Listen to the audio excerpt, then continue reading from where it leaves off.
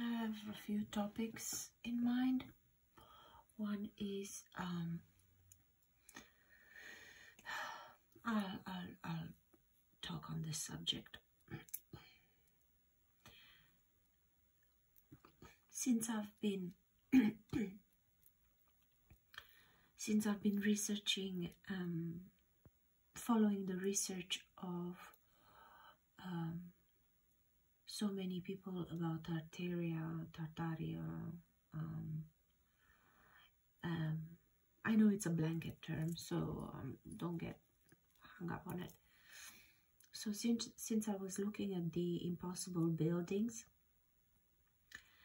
and as I said, I came to Europe because of the architecture, and I came to see more of the beautiful old architecture that is so plentiful in Europe. I've seen Dresden. It stole my heart. Never a more beautiful palatial city as Dresden. I absolutely loved every second there. It was the highlight of my decade, I think. However, all this research fed my FOMO, fear of missing out, in the sense that what is lost is lost. The same way as I didn't choose to be here.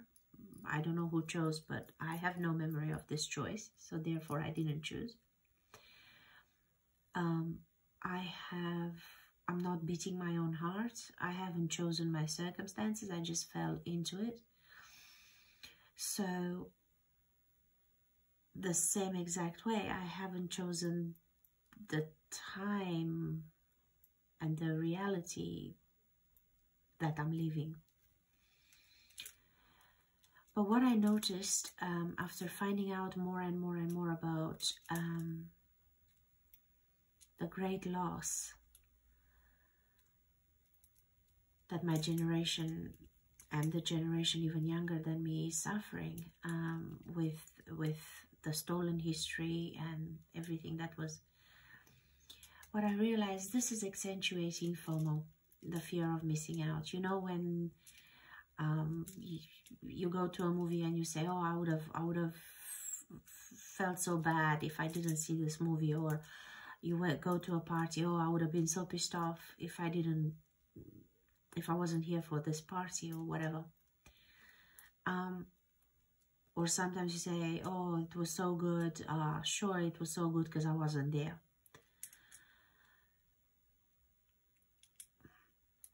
It's never accepting what is. We're constantly thrown into states of regret for things we cannot control. I remember in school when we were learning about the burning of the Library of Alexandria and the 7 wonders of the world, and how only so many are still available to be seen today, and if any, and so on and so on. And I remember this deep regret that I'm missing out, that I missed out, that I'm in the wrong. And I'm realizing now that it feeds this programming of FOMO that has started and was programmed into us from such a young age, constantly to have something to regret, constantly to have something to be stressed about, constantly to be something missing, constantly to be dissatisfied, basically to absolutely take us away from any ability for gratitude. For as long as we're constantly fed what we missed out on, whether that is purposely or whatever the reason behind it is, bottom line is, all the new research, all the things that we cannot control, but we are shown that we're there and we don't have them anymore. All of this feeds this victimhood, this missing out, this regret, this status of regret and of not having control and of being impotent and of being less than. And this whole thing, I find it as bad as any psyop that's going on, perpetuated by these parasites and so on. It's just as bad, because it literally removes our ability to be happy with our here and now. The good old days, the good old days. We are constantly, this constant FOMO, this constant, oh, look what used to be, look what it was, look what you missed out on. Whether it was the supposed, who the fuck knows if that's even true? That there was a Library of Alexandria, that there was, and who cares? Bottom line is, in the here and now, we have a set of circumstances. If we're constantly looking and we're constantly shown and we constantly dangled the carrot, some carrot in front of us, to be constantly kept in this perpetual state of dissatisfaction, this is poison. This is all the good intentions behind it and everything. It does fuck all for our well-being. Fuck all. Because bottom line remains, here and now is what is. And I know what happened to me when it took me back to childhood to realize, oh, the 3, 4, 5 buildings that I'm seeing, it's only like a fraction of what once was. And so now I sit and I regret the year I was born, the times I was born in. I'm hating, it's like war against terror, war against germs. It's the same concept. It's like regret over something that it's so nondescript, it's so abstract. What the fuck can I do about it all? So I was sitting, oh my God, since this awakening, I was sitting in a state of absolute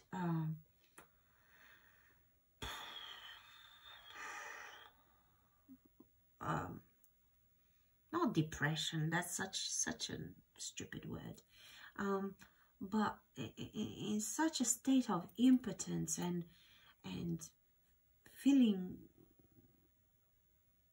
and wrongness. And that's what makes me think, because there's so many people that are doing the best they can. So it made me think the same way as all this information that's making me feel impotent and bad now. It's given by people with all the best intentions, yeah? It's given by all the truthers that are really doing the best they can to figure out what is our past, when are we, where are we, what are we, why are we, and particularly when are we. And they're doing it with the best intention. You can't go around calling everyone a shill or everyone paid opposition and everyone all this victim paranoia. How is this called? It's a syndrome where you constantly feel persecution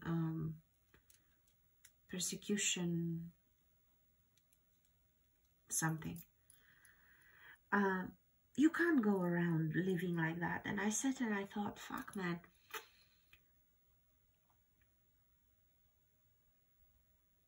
It's as if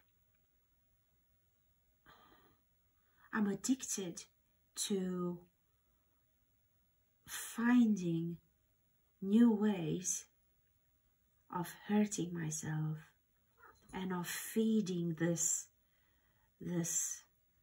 sorrow and this FOMO, fear of missing out. And I said, something has to change. It really does have to change. I can't live in, because I think, like Matt from Quantum of Conscience, I keep mentioning him, he calls it not nilk. And he's saying reality itself is doing that. Everything that's happening is not all conspired in dark rooms and planned and organized in every minute detail. And he's right. Everything that's hurting me now is not that what anyone is doing. I'm doing it to myself. I'm looking at this research, and what I'm taking from it, it's everything that I can't have anymore.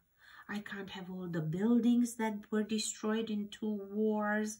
I can't have the lifestyle that it sold that was so perfect, which takes me to this delusion of utopia that was the whatever 1800s, before the reset and so on. First of all, I'm thinking really, even in the photos and whatever we have from the 1800s, I'm thinking there were 2 1800s.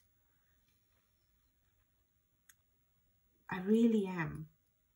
There were 2 sets of 1800s that we're seeing the details of. But what did I want to say? It's so late. Fuck, it's like 4 a.m. I went partying. Anyway, so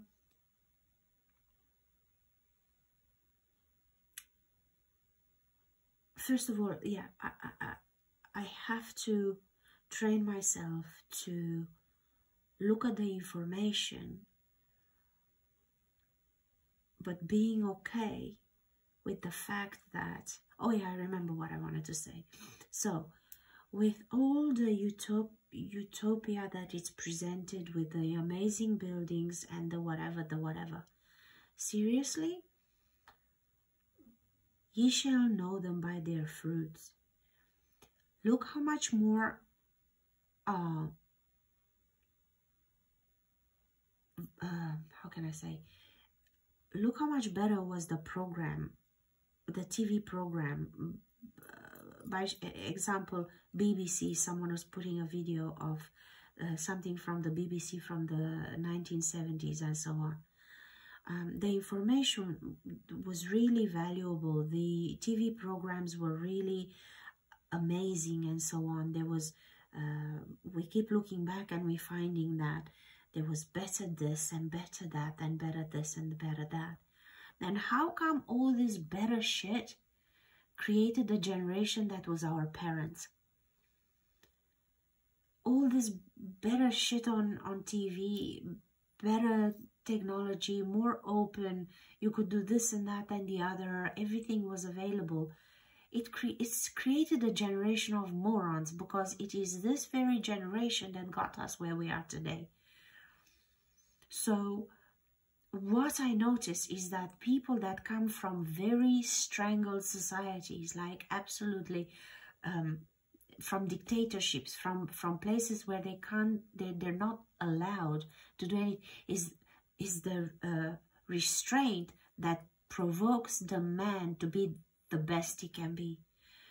A generation and a people that have everything are bland and uninteresting and unimaginative and as stupid as the boomers, the boomer generation, because the boomer generation got everything that is today as it is today. So I don't know, there are all these videos about the baby farms and a whole generation not being able to procreate, and then they would adopt all these babies that came, the train orphans and so on. and the orphanages, the infantoriums, the baby farms, the whatever. And so babies came from somewhere. I don't know if there was some genetical modification, so a whole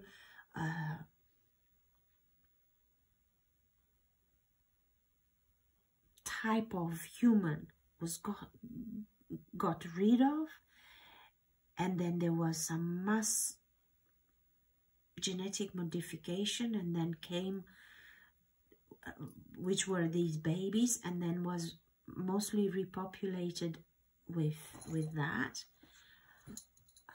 Okay, cat, thank you for your ass in the picture. Yes, I love you. You think I'm talking to you? Why are you kissing me? You are so cute. So I don't know what happened, but look, we keep looking back, because this is the conclusion of the video. We keep thinking in the good old days, how fantastic everything was. Catch it, you're still in the limelight. Okay, whatever. This is Schnecke, by the way, which means snail in German. So his middle name is Cathew. Not Matthew, but Cathew. So anyway, this is Cathew. So in conclusion, however fantastic it was, ye shall know them by their fruit. So the fruit is our current situation. So it's clear. Look at your family. How many morons in your family? How many old people? Like I kept being told that, oh, the wise old people, wise. Where are the wise old people?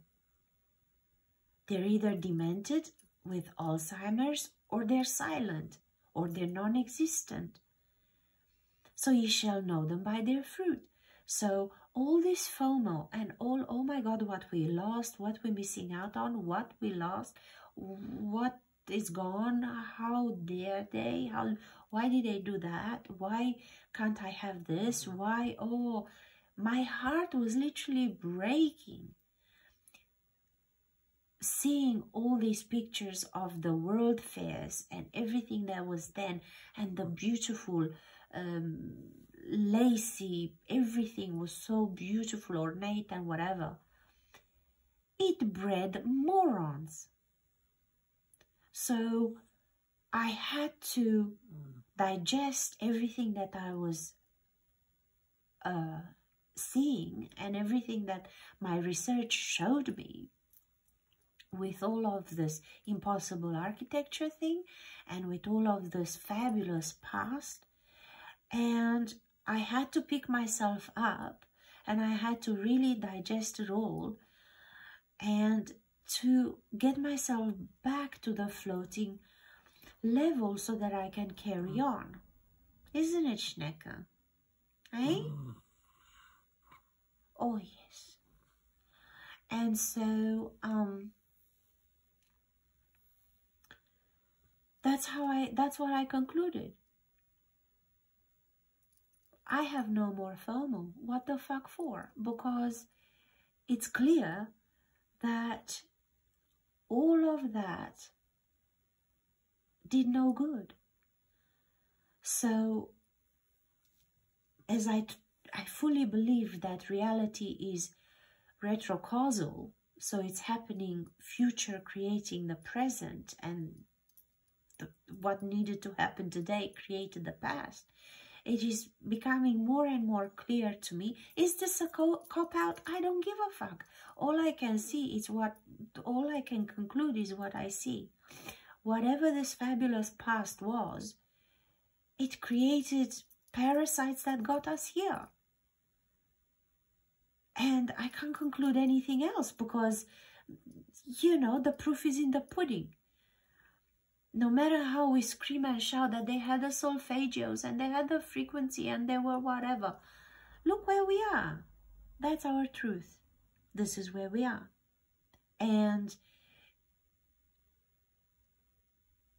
that means that whatever that was, how fabulous it was and whatever, even the fact that there were the minds to create the evil, because it was all planned, and they planned to steal so many years from our history, and they planned this, and for a consciousness, a collective consciousness, to create such a parasite, to bring us where we are today, it couldn't have been that good. So therefore, whatever we need to be, whatever we need as a collective conscious to arrive to in the future, is creating all this removal of buildings and impossible this and too much frou-frou everywhere and too much detail and so on, because the devil is in the detail. So slowly we are being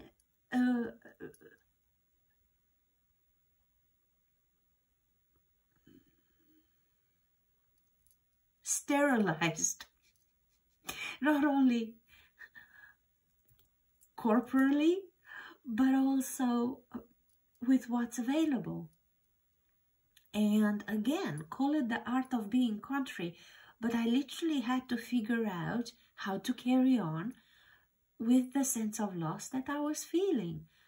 And I came to this conclusion that whatever the fuck it was, it couldn't have been so good, because those people and those minds got us here. And I can't even hate that, because I believe that retrocausally it's making sense to where we gotta be. Now, because we haven't yet arrived there, but even now, holding on to this, they're destroying our financial system, they're destroying our freedoms. Well, it was proven from the early 1900s that there were these competitions that with jingles and so on, and there were these newspaper competitions that people were participating in, that, and they could always win trips, holidays and time away and so on. And 99% of people would not choose to go more than so many kilometers from their home. Very few people chose Paris or other countries. So I don't know if it's xenophobia, I don't know if it's stupidity, but whatever the hell it was when it didn't create anything of value. It's the same way as you hear people that recover from cancer, that they were all floating along like through life like a duck in water, and then they got cancer, then they overcame it, and then they got a second chance to life, and they finally start to live. But it took the cancer to make them realize, to give them the contrast necessary to realize what they had. That's why they say you don't know what you had until you lose it. But that's when you start appreciating it. So what's the point of having something when it means nothing to you? So in conclusion, fuck FOMO.